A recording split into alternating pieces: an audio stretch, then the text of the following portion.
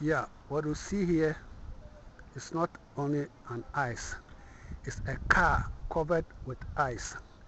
Everywhere is covered with ice. There's not a single space left over. It has been falling since yesterday, and there's no breathing space at all. All what you see here are full of ice, and human beings cannot move an inch. It's really difficult, but we have to manage it. Everything you see here is ice, and people are taking advantage of the sunshine, you know, to clear the ice so that they can get their cars out to go out for shopping or anything they want to do.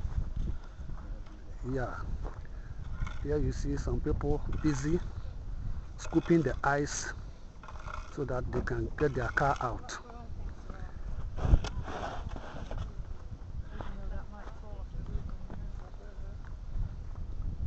Rooftops everywhere is covered with ice. Everywhere. Shopping malls everywhere is covered with ice.